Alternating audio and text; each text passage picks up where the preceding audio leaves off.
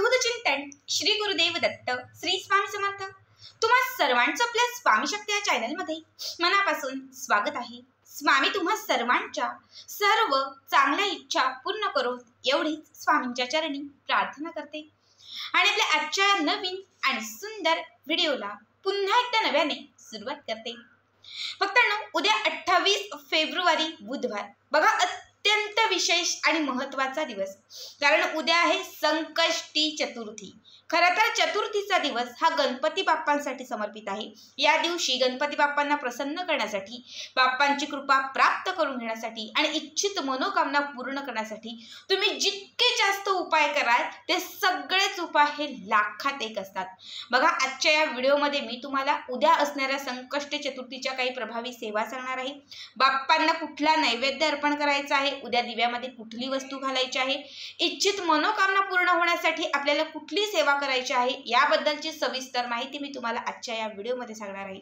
Video अत्यंत महत्त्वाचा आणि विशेष आहे, त्यामुळे आपला आजचा हा जो काही व्हिडिओ आहे तो शेवटपर्यंत बघा आणि जे कोणी आपल्या चॅनलवरती नवीन असतील त्यांनी लगेचच आपल्या चॅनलला सबस्क्राईब करा, कारण तुम्ही आपल्या चॅनल सबस्क्राईब केल्यामुळे मी पुढचे जे काही व्हिडिओ बनवेन ते सर्वात आधी तुम्हा सर्वांपर्यंत पोहोचतील।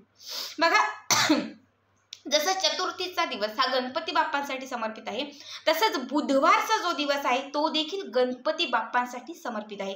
उत्तर पूर्व भागामध्ये मंगळवारच्या दिवशी गणपती बाप्पांची पूजा आराधना केली जाते, तर पूर्व पश्चिम भागामध्ये बुधवारच्या दिवशी गणपती बाप्पांची पूजा आणि सेवा केली जाते। म्हणजे मंगळवार आणि बुधवार हे दोनही दिवस जे आहेत ते गणपती बाप्पांची सेवा करण्यासाठी विशेष महत्त्वाचे मानले जातात। हे दोनही दिवस गणपती बाप्पांसाठी समर्पित असतात आणि योगायोगाने बघा उद्याच्याच दिवशी म्हणजे बुधवारच्याच दिवशी संकष्टी चतुर्थीचा योग आहे, विशेष महत्त्वाचा दिवस आहे। खरं तर उद्याच्या दिवशी आपल्याला सगळ्यांना लवकर उठायचं आहे, स्वच्छ सुंदर स्नान करायचं आहे। स्नान कसं करायचं याबद्दल डिटेल व्हिडिओ जो आहे तो मी पुढच्या याच्यामध्ये तुम्हाला सांगेन, त्याच्यामध्ये आवर्जून बघा। त्यानंतर उद्याच्या दिवशी चतुर्थीच्या दिवशी गोमातेच्या सेवेला, सूर्याला अर्घ्य देण्याला, तुळशी मातेच्या पूजनाला आणि त्याचबरोबर उंबरठ्याच्या पूजनाला किंवा उंबरठा ज्याला आपण म्हणतो उंबरठ्याचं लेपन करण्याला चतुर्थीचा दिवस हा विशेष महत्त्वाचा मानला जातो। मग आपल्याला स्वच्छ सुंदर स्नान केलं की त्यानंतर लगेचच सूर्याला अर्घ्य द्यायचं आहे। त्यानंतर तुळशी मातेला थोडंसं कच्चं दूध त्यामध्ये हळद आणि पाणी घालून ते तुळशी मातेला आपल्याला अर्पण करायचं आहे। त्यानंतर उंबरठ्याला आपल्याला हळद, चंदन, अष्टगंध हे सर्व मिक्स करून त्यामध्ये थोडंसं गोमूत्र घालून त्याचं हळदीचं जे लेपन आपण म्हणतो हे आपल्याला उंबरठ्याला म्हणजे उंबरठ्याला हळदीचं लेपन करायचं आहे आणि उंबरठा पूजन करायचं आहे। हे सगळं करून झालं की त्यानंतर आपल्या देवघरामध्ये असलेली गणपती बाप्पांची जी मूर्ती आहे तर या गणपती बाप्पांच्या मूर्तीची आपल्याला पूजा करायची आहे। एक छोटासा चौरंग किंवा पाट घ्या, त्याच्यावरती एक स्वच्छ वस्त्र त्याच्यावरती टाका। त्याच्यानंतर गणपती बाप्पांची जी मूर्ती आहे ती एका ताम्हणात किंवा छोट्याशा प्लेटमध्ये ठेवा। त्याच्यावरती थोडंसं दूध, पाणी, जर पंचामृत असेल तर आवर्जून पंचामृत त्याच्यामध्ये घाला आणि ह्या सगळ्यांनी गणपती बाप्पांना अभिषेक घाला। अभिषेक घालत असताना गणपती अथर्व शीर्षाचं पठण करायचं आहे। बघा, चतुर्थीच्या दिवशी गणपती अथर्व शीर्षाचं महत्त्व हे विशेष आहे, ठीक आहे। तर तुम्हाला गणपती अथर्वशीर्ष म्हणायचं आहे। त्यानंतर बाप्पांची मूर्ती स्वच्छ पुसून त्या चौरंगावरती ठेवायची आहे। तुम्ही देवघरामध्ये जरी ठेवली तरीही चालेल। गणपती बाप्पांच्या समोर एक शुद्ध तुपाचा दिवा लावायचा आहे। गणपती बाप्पांना उद्या आपल्याला लाल रंगाचे एक फूल, फळ अर्पण करायचं आहे। त्याचबरोबर न चुकता बाप्पांच्या आवडीच्या ज्या दुर्वा असतात ह्या दुर्वाही आपल्याला अर्पण करायच्या आहेत। हे करून झालं की त्यानंतर बघा उद्याच्या दिवशी गणपती बाप्पांना कुठला नैवेद्य अर्पण करायचा।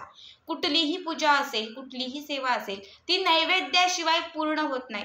जेव्हा आपण नैवेद्य दाखवतो तेव्हाच ती जी पूजा आहे किंवा ती जी सेवा आहे ती सिद्धीस जाते, त्याची पूर्णपणे फळप्राप्ती जी आहे ती आपल्याला होते। तुम्ही बघत असाल सत्यनारायण असेल, छोटी मोठी वास्तुशांती असेल, सगळ्यात आधी आपण तिथे नैवेद्य ठेवतो, ठीक आहे। म्हणजे पूजा झाल्यानंतर आपण तिथे नैवेद्य ठेवतो, नैवेद्य ठेवून आपण त्या पूजेची सांगता करतो। म्हणजे नैवेद्य देवांना दाखवल्याशिवाय किंवा देवाने नैवेद्य ग्रहण केल्याशिवाय आपली पूजा ही सिद्धीस जात नाही। त्यामुळे दिवसभर तुम्ही किती पूजा पाठ आराधना केली तरी जेव्हा तुम्ही नैवेद्य दाखवाल तेव्हाच तुमची जी पूजा आहे ती सिद्धीस जाणार। आता कुठला नैवेद्य दाखवायचा, तर सगळ्यात पहिले सगळ्यांनाच माहिती असेल ते म्हणजे गणपती बाप्पांच्या आवडीचे मोदक। बघा, उद्याच्या दिवशी आपल्याला गणपती बाप्पांना उकडीचे मोदक बनवायचे आहेत आणि ते अर्पण करायचे आहेत। तुम्ही 11, 21, 51, 108 जेवढे शक्य असतील तेवढे तुम्ही गणपती बाप्पांना हे मोदक अर्पण करू शकतात.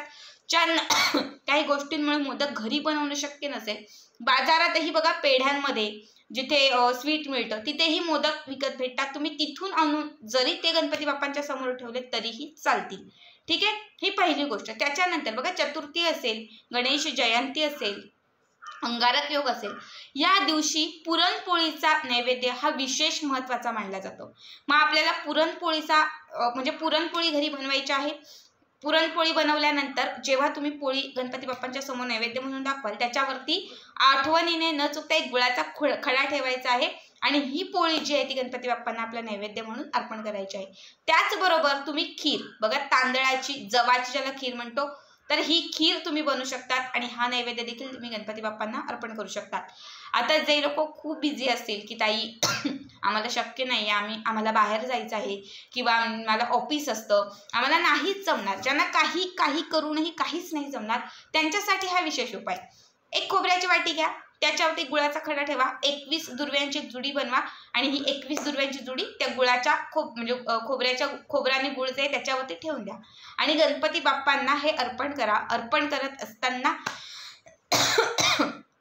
ओम गणगणपते नमो नमः, ओम गणगणपते नमो नमः या मंत्राचा कंटिन्यू जप करत राहा. बघा, हा उपाय इतका प्रभावी आहे की हा नैवेद्य दाखवल्याबरोबर गणपती बाप्पा हे तुमच्याकडे प्रसन्न होतील. आयुष्यातील विघ्न संकट जे आहेत ती टळून जातील. सगळ्यांनाच माहिती असेल की आपले जे बाप्पा आहेत ते विघ्न हरतायत, दुःख हरतायत, संकट हरतायत. संकटांचा, विघ्नांचा, दुःखांचा ते नाश करणारे आहेत.